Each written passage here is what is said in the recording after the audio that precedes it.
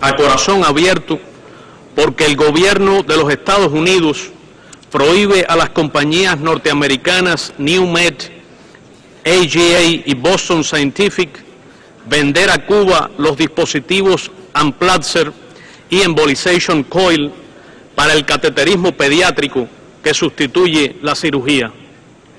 Podría citar otros 12 casos en edades entre 5 meses y 13 años, todos atendidos con similar proceder en el último año y medio, de ellos 2 posteriores al pasado 20 de enero.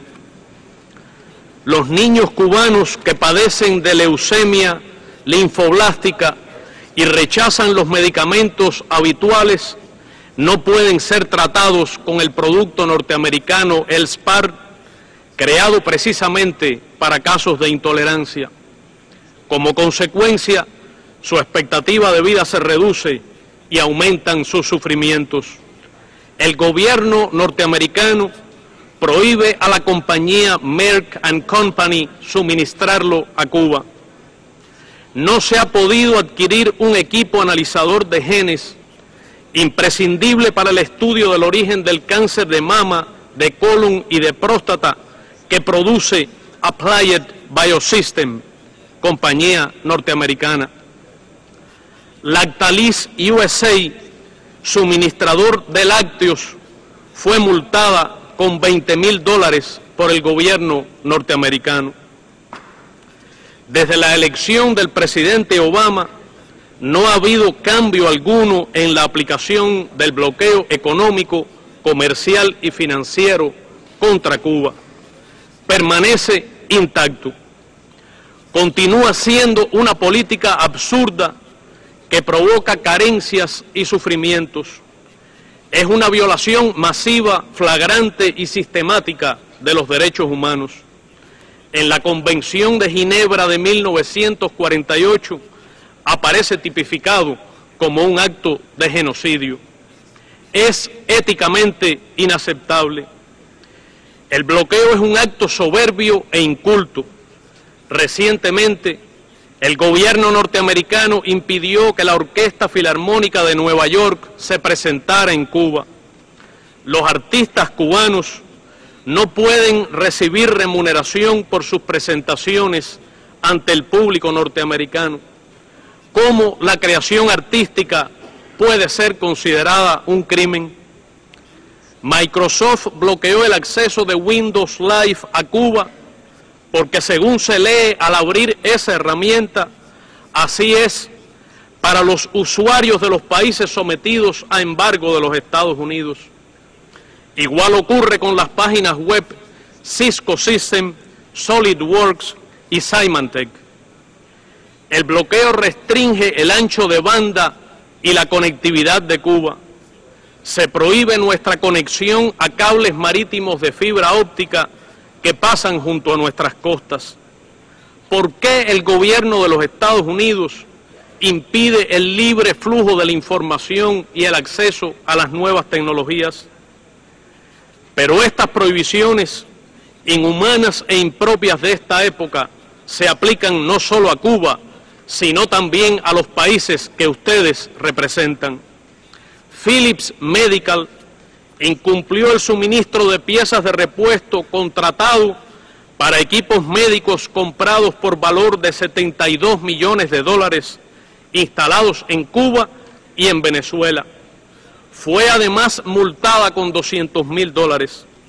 Es una compañía de Países Bajos a la que el gobierno estadounidense aplica extraterritorialmente el bloqueo. Hitachi declara que no puede vender a Cuba un microscopio de transmisión electrónica indispensable en estudios de anatomía patológica. Y Toshiba refiere lo mismo acerca de una cámara gamma, equipos de resonancia magnética y de ultrasonido de alta precisión. Estas son compañías japonesas a las que Estados Unidos aplica también el bloqueo. Ascension Flavors, del sector alimentario, el gobierno norteamericano le prohibió exportar a Cuba, aunque es una subsidiaria registrada y radicada en Canadá. Siemens, compañía alemana, rehusó vendernos un transformador de 125 megavatios, según dijo, debido a su obligación de seguir algunas reglas de los Estados Unidos. Una filial suya, radicada en Dinamarca, no pudo suministrar equipamiento para una fábrica de cemento en Cuba bajo prohibición norteamericana. Al Australian New Zealand Bank Group, con sede en Australia, se le aplicó una multa millonaria por realizar operaciones con Cuba. A 1.941 buques que atracaron en Cuba entre julio del 2008 y del 2009, se les prohibió entrar a puertos norteamericanos durante 180 días. En el informe del Secretario General de las Naciones Unidas, que incluye el presentado por Cuba, hay otros muchos ejemplos. Los representantes de Estados Unidos mienten cuando afirman que el bloqueo es un asunto bilateral. La aplicación extraterritorial de las leyes del bloqueo, como la Helms-Burton y la Torricelli, contra los estados aquí representados, es una grave violación del derecho internacional, de la Carta de las Naciones Unidas, de la libertad de comercio y navegación. En el último periodo se han aplicado medidas del bloqueo al menos contra 56 países. Corresponde pues a la Asamblea General ocuparse de este asunto. El 76% de los norteamericanos, según recientes encuestas de instituciones de este país, se opone al bloqueo. Ignorar la voluntad de cambio y mantenerlo es antidemocrático.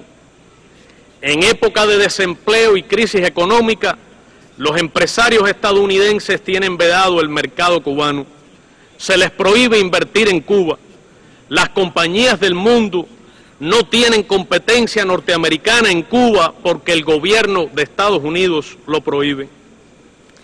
¿Qué tendría de malo que los norteamericanos puedan acceder a los productos cubanos? ¿A quién dañaría que se abran nuevos puestos de trabajo en los puertos norteamericanos como resultado del desarrollo de relaciones comerciales normales entre ambos países? ¿Por qué los norteamericanos no pueden acceder a medicamentos cubanos de última generación para el cáncer o la diabetes y a tecnologías para producirlos solo disponibles en Cuba?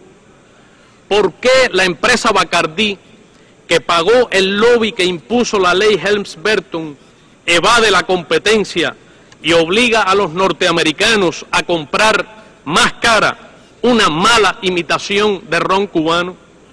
¿Por qué un habano debe ser inalcanzable y exótico en este país? El presidente de los Estados Unidos pareció atrapado en el pasado cuando el 11 de septiembre prorrogó otro año la aplicación del bloqueo, basándose en el interés nacional de los Estados Unidos y con fundamento en la Ley de Comercio con el Enemigo de 1917, aplicable solo a situaciones de guerra y vigente únicamente para Cuba.